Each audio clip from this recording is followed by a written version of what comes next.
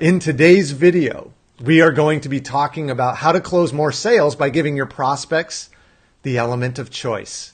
And it's definitely not what you're thinking.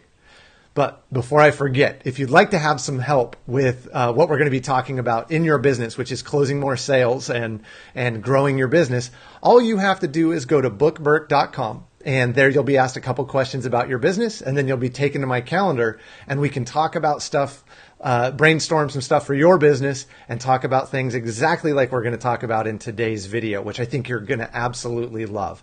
That's bookburk.com. And so what we're going to be talking about today is called the Wheeler Witch close, or the alternate choice close. And this was created, or at least from what I know, by a guy named Elmer Wheeler, who lived in the early 1900s, I think from like 1903 to 1960 something. And he was brilliant. He was the guy that came up with the saying, sell the sizzle, not the steak. Meaning sell the excitement, sell the sound, sell the juices, sell the splattering. Don't just sell them the cut of meat. Sell them the experience. And so he's a really, really good sales guy to study. If you haven't studied him, he's got a handful of books out.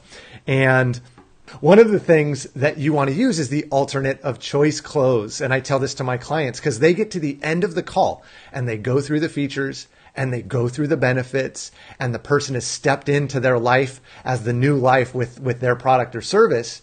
And then they get to the end and my clients say, so do you want to sign up? Oh, it breaks my heart because they get to a yes or no answer. That's a really steadfast, definitive answer. They're either going to buy or they aren't going to buy. And most people won't say no because they don't want to shut everything off. They don't want to ruin the risk of coming back to you a week from now to make a decision. So they default to their objections, which are usually around time or money or spouse or more information or trust. And when that happens, people lose the sale because then they have to handle the objection. And that's where the alternate of choice close comes in. It's not an alternate choice close of yes or no. It's an alternate choice close of yes or yes. And this makes all the difference. Now, is it going to help you close every single sale? No. We're always going to get no's. It just happens. But it is going to help you close more sales. So let's jump into what the alternative choice close really looks like. And I've got some examples here on my phone. Let's see here, because I didn't want to forget what these are. You can use the alternative choice close in your life all over the place. You can use this with your kids if you want to get them to do chores around the house. You can use this with your colleagues or your coworkers or your employees if you want to get a meeting on the books. You can use this with your spouse or your significant other if to get dinner chosen. So here's some examples. Let's talk about the dinner one. We all have those moments where when somebody asks us, what do you want for dinner? We're just like, oh, I can't make another decision. It's driving me nuts. So instead of asking your significant other, hey, honey, what do you want for dinner? Ask them the alternate of choice close and say, hey, would you like me to order pizza in, or would you prefer sushi? And so it's yes or yes. Now they're not making a decision about dinner. They're making a decision about pizza or sushi, which is way easier for them to make because you've taken so much of the burden off of their plate.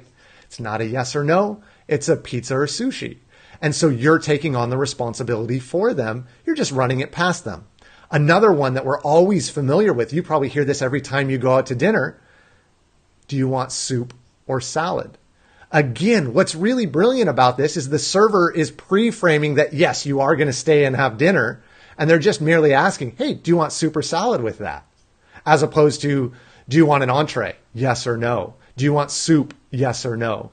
They're assuming you're going to have one or the other. And so they're actually able to close more additional sales that way.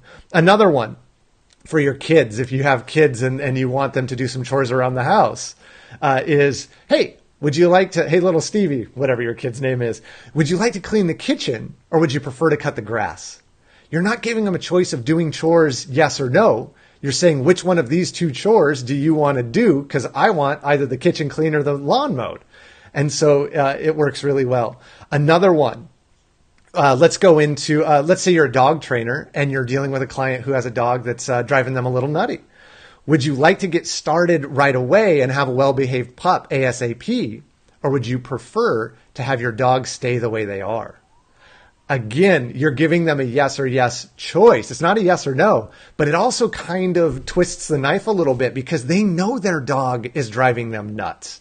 So that's another way to phrase this, where it's a yes or yes question. Hey, there's Cobes. Cobes just made an appearance. Cameo. Another one is, would you like to get the bonus 3 private sessions, or would you prefer just 1 private session? And again, that's a bonus. And that comes from more with Elmer Wheeler's idea of the witch close, which his was somebody had ordered a malt, and then he would train the staff to hold up 2 eggs. And he would say, did you want 2 eggs or just 1? Well, no matter what they said, if they said 2 eggs or 1 egg, that was an upsell. It was going to cost them an extra 50 cents or an extra 25 cents, 50 cents for the 2, 25 cents for the 1. And they still had the choice to say, oh, no eggs for me, please. Thank you. So they still had free choice, but how many more eggs do you think they sold in their malts by asking, do you want 2 or 1? The answer is a ton. It was actually really very successful. And then let's do one more example. Let's say you sell iPhones and you work at the Apple store and you want to pre-frame that they are going to buy the Apple phone, or they are going to buy the new MacBook Pro, or they are going to buy the new iPad. Here's a really good alternative choice close for that. Would you like 3 years of Apple Care, or would you only like 1? Again, you're going to get so many more upsells. I can't remember how much Apple Care is. I think it's like $100 or $200 or something. But you're going to get way more purchases of that extra thing. So when you get to the end of the sale, assume that they're going to buy. They've been on the phone or they've been in the meeting long enough. They haven't left yet. And merely ask them yes or yes questions.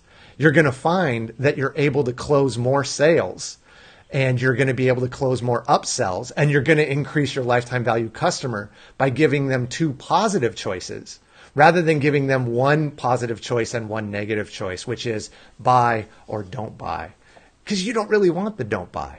And here's the deal. If people aren't ready to buy, they're not going to buy.